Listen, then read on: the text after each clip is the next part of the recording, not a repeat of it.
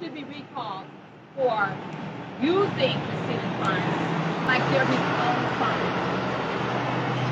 Using the police department like they're his own military.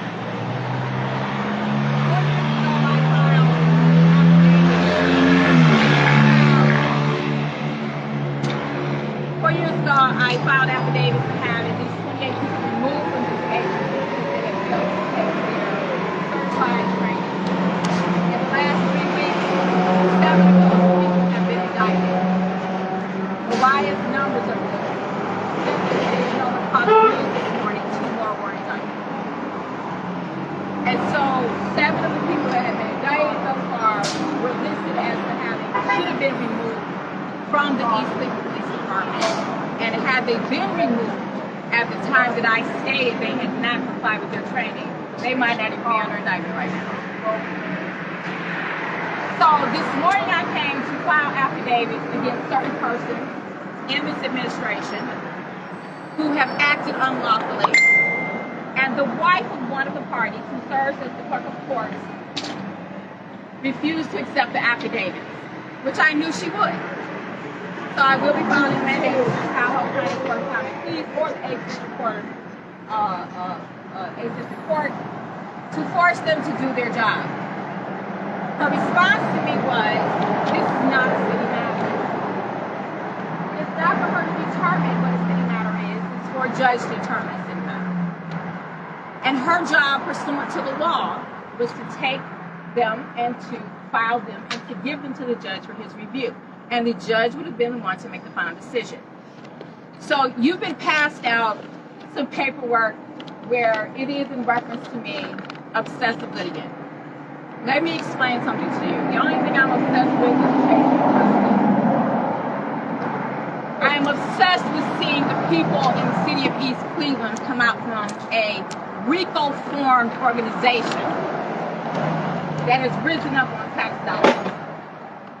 I am interested in seeing where did the money go to that came into the city for $125 million came into the city for redevelopment in 4 years, and this city looks worse than it did 4 years ago.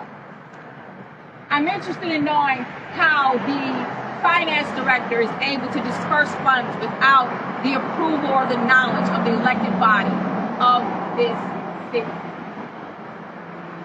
I am interested in knowing how the mayor continues to use the law department as his own personal law firm.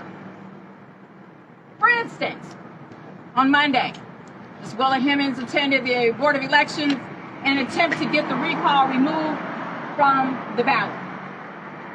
This is a clear conflict of interest because a recall is not city matters. And we won't even talk about she's serving without a contract approved by City Council as required.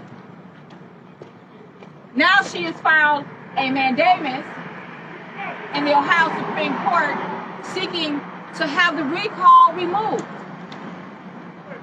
Again, conflict of interest. And if you go and look at the Supreme Court filing, you see that the mayor identifies her as his attorney, which she is not. She's not even recognized under Ohio law as being the law director. I'm interested in chasing justice and holding those people accountable that are responsible for law enforcement and for the funds that go through this city. That's what I am. I'm obsessed about that. On December 31st, was it December 31st, young man? 30th. December 30th. Dominique Campbell, who I did not know at the time, was assaulted by persons that are acting in law enforcement in this police department. I did not know Mr. Campbell at the time, and about a month, maybe 2 months after he had been assaulted and it went viral on social media, someone referred him to me. He is currently being prosecuted by the city because he was filming the police. And as I often do, whenever I see something go viral on social media, I don't care what department it is, Maple, Euclid, East Cleveland, I send for information. Body cam, I send for all of that. And what I found is that one of those persons acting in law enforcement since 2017 in the had never gone to basic training.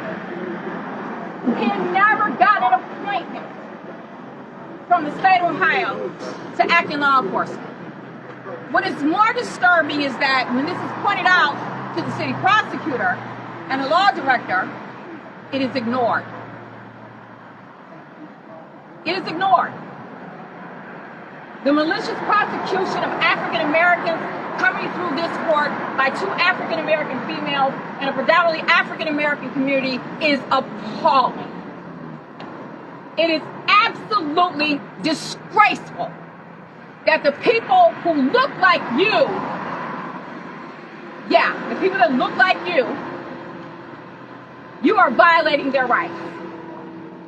I encourage every reporter here to talk to Dominique Campbell. If you haven't seen the video, we have the videos where you will see that this young man was brutally assaulted, and that the person who brutally, and I think it's funny, there's something funny. The mischaracterization. The exaggeration. You told me I didn't believe it.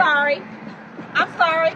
See, this is what I'm talking about, and after you watch the video, you'll tell me if it's a mischaracterization. Show them all. You see the video of Dominique being brutalized and threatened by people who have no legal authority to engage in law enforcement. None. That are in this department. And they think it's funny. They're laughing about it. I see nothing funny about a young man who looks like your son being brutalized by people who had no legal authority to be there.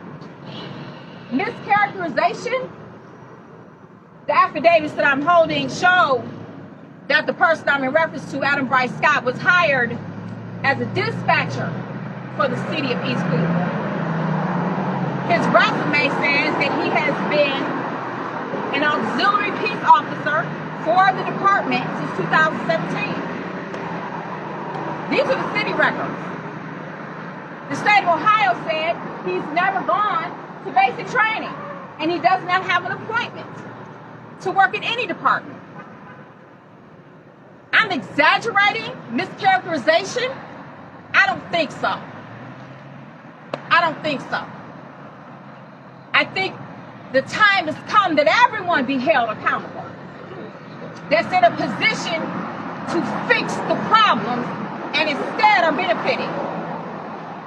So one of the things that is in the affidavits, and some of you that have received them and read them, is that the finance director, Charles Ehan, dispersed over $15,000 to Ms. McCullough, Ms. Heather McCullough, the prosecutor, to retire. She got a separation pay, $15,600 some odd dollars in retirement. She's still here. She's a salaried employee who got hourly wages. The elected body did not know about this. The ongoing corruption in this department is appalling. In this law department is appalling. And they think it's funny. They think it's funny. It's hilarious to them.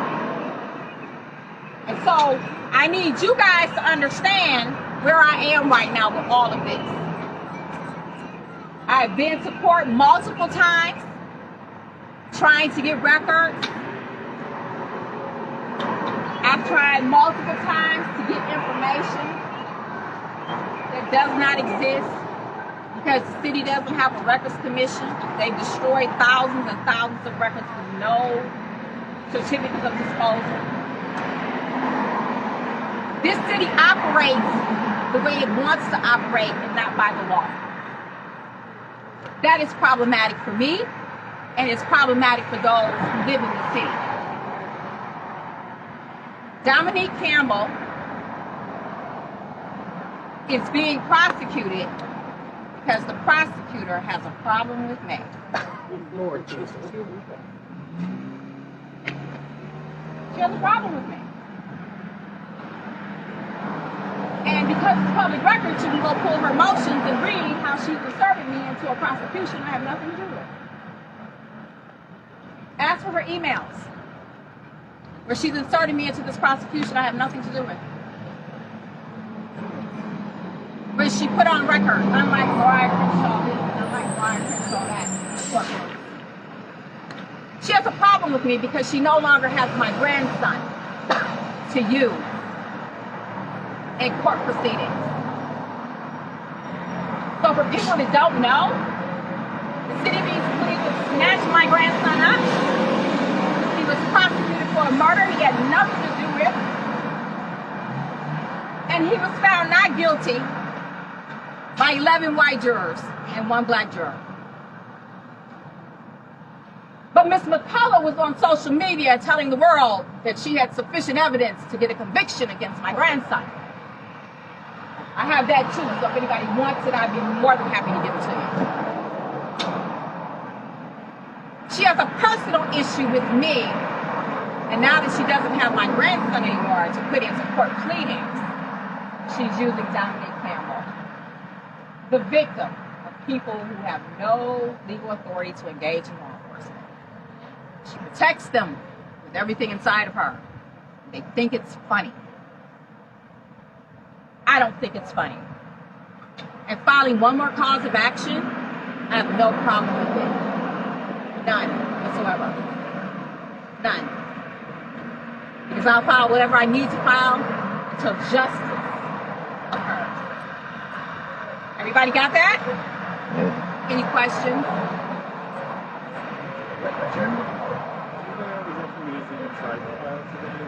Yes. Yes. So let me also say this, because I think I said this to you on the phone when I spoke to you, is that this is far-reaching. This is not isolated to East Cleveland. This is a deliberate indifference by Dave Yost and Mike DeWine and Dwight Holcomb at the state level. They've allowed a culture of unconstitutional policing to occur.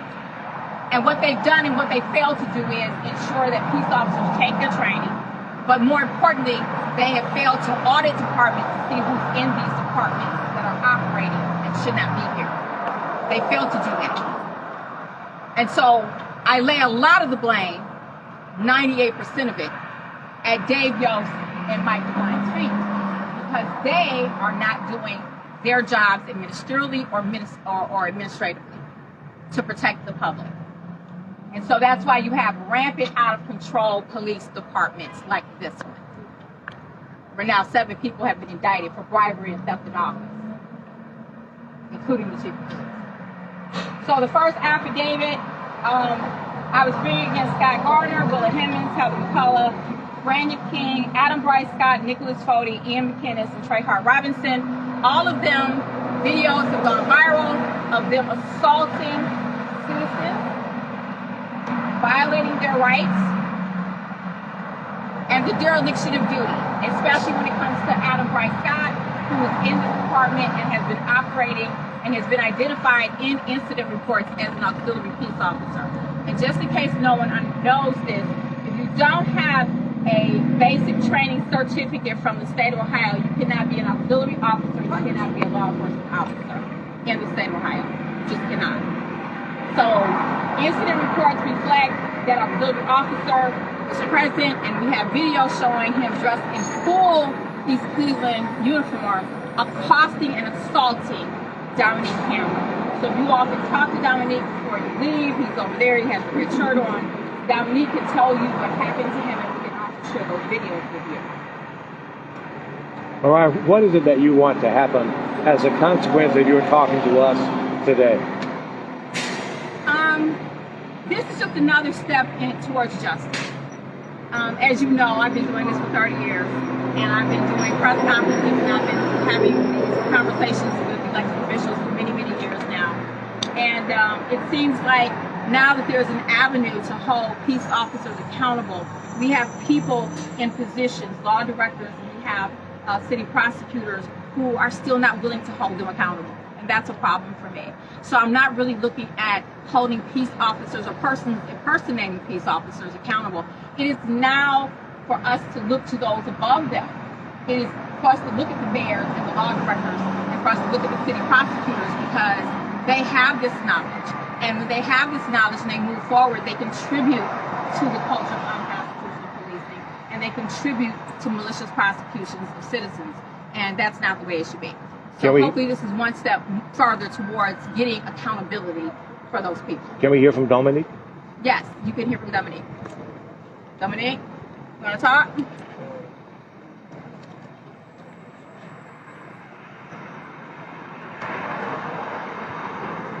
Tell us your name and spell it for us, and then tell us what you allege happened. My name is Dominique, D-O-M-I-N-I-Q-U-E.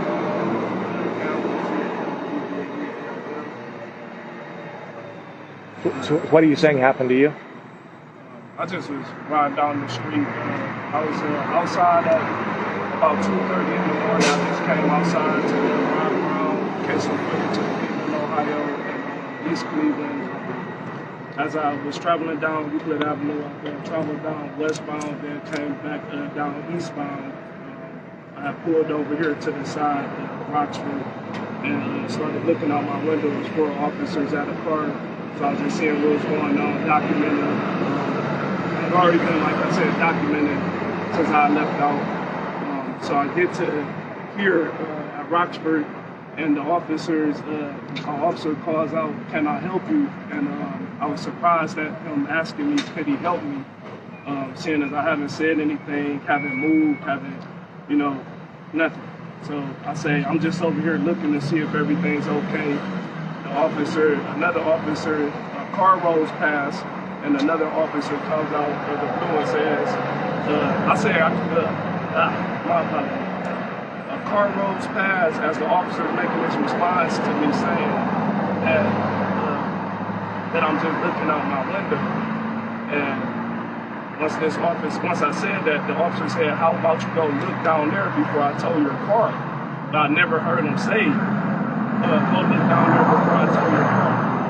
And when I said, "Can you repeat that? I can't hear you," then another officer came out the blue and said, "Sir, you're not free to go." And I said, "I'm not free to go." He said, "Yeah, and if you leave, we'll hit you with fleeing and eluding." And I said, "Fleeing and eluding what? What did I do to flee and elude?" And he said, "Yes, sir."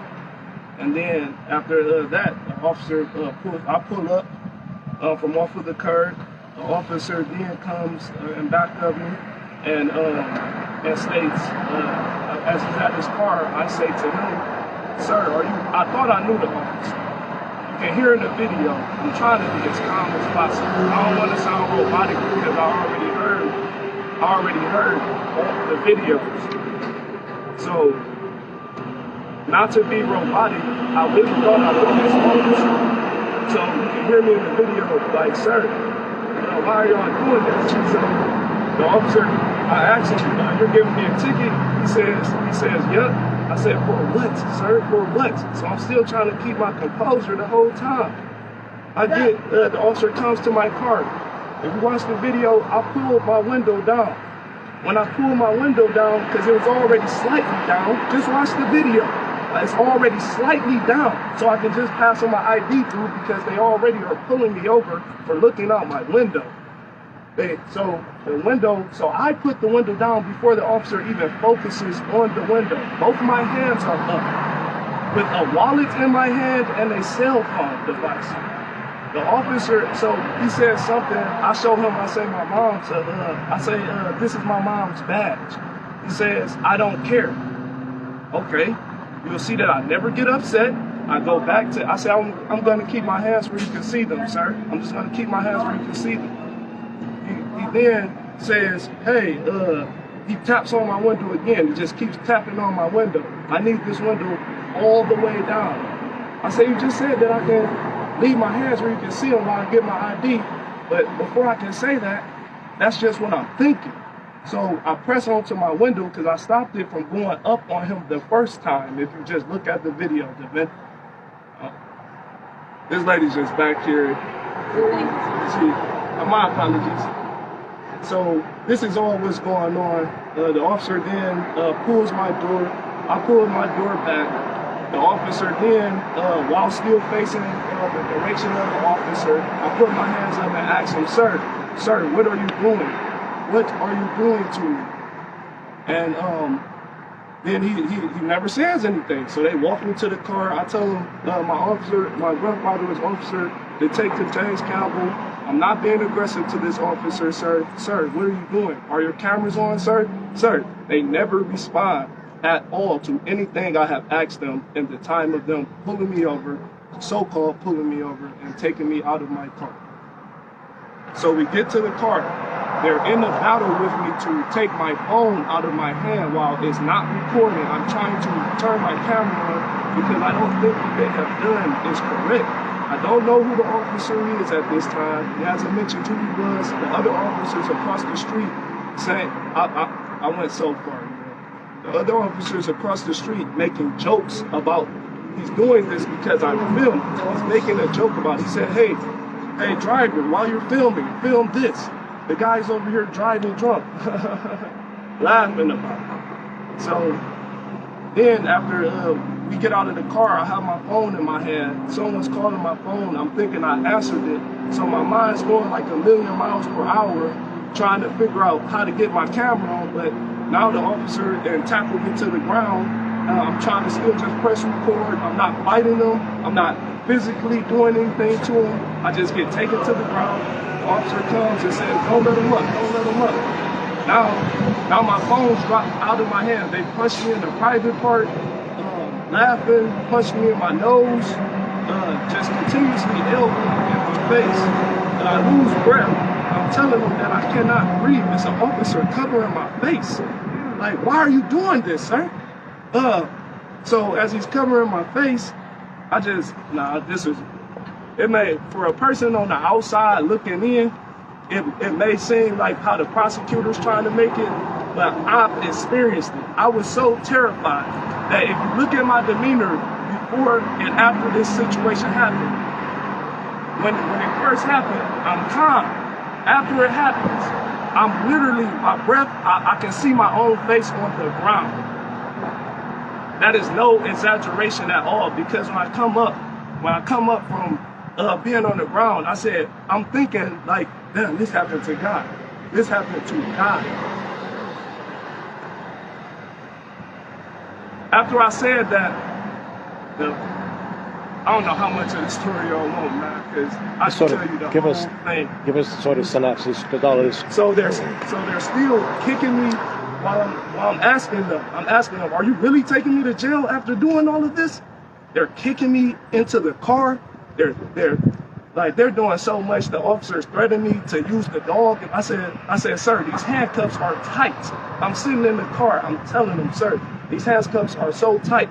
He's like, if you say one more thing, I'm gonna get the dog and I'm gonna let him have some fun. I said, what? I just got quiet. It was a man that came past the car. Well, the officer who said this to me, he cut his body cameras off, so we weren't able to actually get that he said that. But it was weird to me because I got a letter that I wrote to my city council telling him that this is what was said. Then I seen a video on Instagram go viral, and the officer, they kicked this man in the back. If you watch the full video of that video, you'll see that he said, if you keep talking while the man's in handcuffs, he said, if you keep talking, that dog's gonna have some fun. It's the same exact thing before this even happened to me, and I said this. So ever since I've been coming here, I'm on it because it's still an emotional topic for me. Ever since that I've been coming here, the prosecutor has told me that I'm exaggerating. Has told me she was willing to do the plea. I don't know if I can talk about court things, so I can't even say that right now. I don't know if I can talk about that, but she's constantly told me before like this lady said, Miss Mariah said, I have not known this lady at all. And ever since I've been here, they tried to say now that this is a freeway. They called East Cleveland, Euclid Avenue a freeway. They said that I was correct, that I focused on sections 1 and 2 of the revised code that states that you can't back up on the freeway. This is not a freeway. The prosecutor has continuously told me the reason she's prosecuting me was because this was a freeway. This is not a freeway. She's told me that I impeded the flow of traffic this night. The police officer said that I first improperly backed. Then they put that I impeded the flow of traffic. 2 to 3 weeks later, I never received a ticket for improper backing or impeding the flow of traffic the night that they arrested me. They gave me a ticket for obstruction of official business and resisting arrest. Once I got those tickets, I'm still like, well, why were they at my car? It wasn't until 2 to 3 weeks later that I had found out that they had pulled me over for resisting arrest and for improper backing and impeding the flow of traffic. Impeding the flow of traffic, there was no traffic. It was 2:30 in the morning. It was no improper backing because there was no accidents and no erratic driving. So where did these charges come from? And I continuously asked the prosecutor, where did the charges come from? They just say that I could have blocked traffic or I could have been properly backed. But there's a lot more. I just don't know how much you want to know. I just don't know how much you want to know. I just want to say, and I'm going to finish this up. If you watch the video, you'll see for yourself. I don't think it's anything funny about this video. I see absolutely nothing funny about this video. I don't know why anyone would be smirking about it. I don't know why anybody would be laughing about it. I don't know why anybody thinks that it was a dignified moment for Dominique. I did not know him at the time that this happened. Just like I don't know the other two people. When Ian McKinnis kicked the man in the back and Nicholas Foley stomped the man in the head. These are civil rights violations. Laws. Just like with Michael Amiot. Exactly like it. You've got a city prosecutor sitting on the record who thinks it's funny. You heard them laughing. You heard them laughing. This is not funny. This is a serious issue in the country. It's not just here, it's in the country. African Americans are dying at the hands of law enforcement. And when you watch the video of what happened to Dominique, I lost my breath. Because I was afraid I was going to see him die. Just like I watched Vincent Belmonte die. I watched the videos. And this is funny to the prosecutor. Look at her, she's smirking. Funny. It's funny. Ha ha ha. I have a question. Yes. Before you go any further. Knowledge of window without tint. Without tint, what is your knowledge of window or how far your windows actually have to be down when dealing with enforcement? Okay, I need you to step aside for this one. Okay. So we're not even going to talk about the tint. What we're going to talk about is the actual engagement of someone who is filming what the police are doing. That's what we're going to talk about. We're going to talk about someone who's across the street, is not physically present to interfere with anything that's going on. We're going to talk about law enforcement letting the drunken, unlicensed driver go so they can assault him. That's what we're going to talk about. I don't care about the tint in the window. I don't care about him allegedly backing up when there's no evidence he backed up.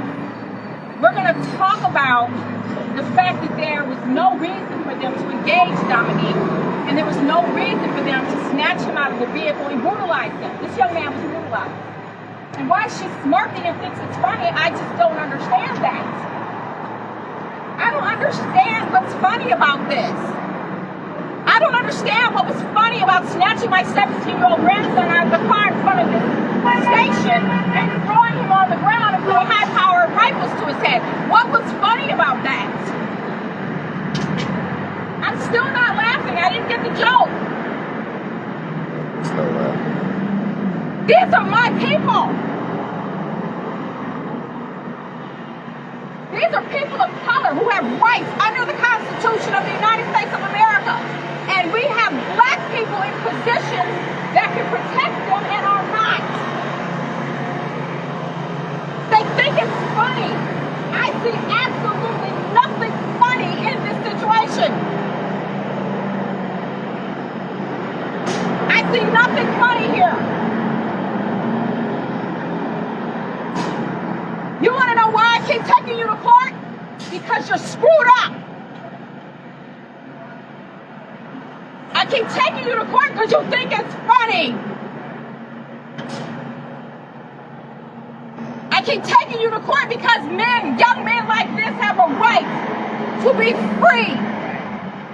They have a right not to be unlawfully detained. They have a right not to be brutalized by people who didn't even go to basic training. He has rights. And those rights are being infringed upon by these people unlawfully engaging in law enforcement. The state of Ohio has just turned a blind eye to it.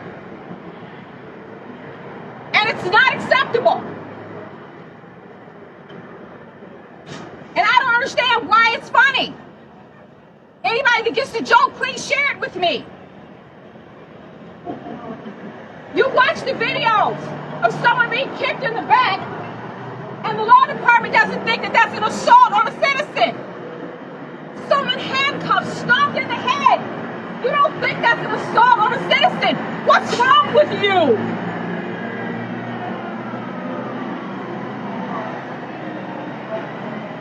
It's nothing wrong with Mariah. I'm angry and I'm tired.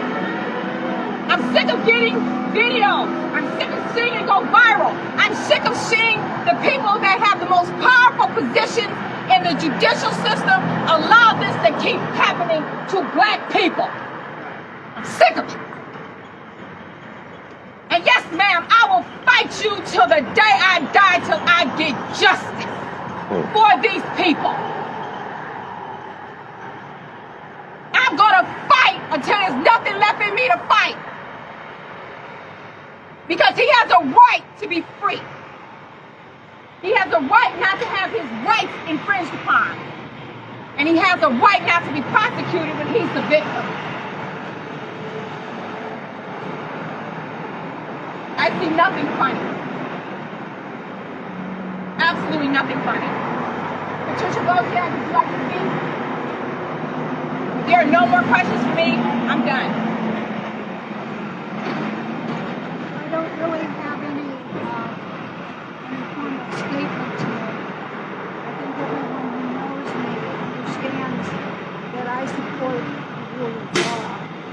That I support having the police department and the mayor's office and city council that will function according to the rules of law.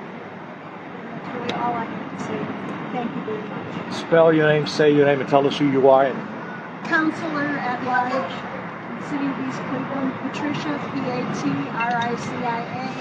Blochowiak, Blochowiak.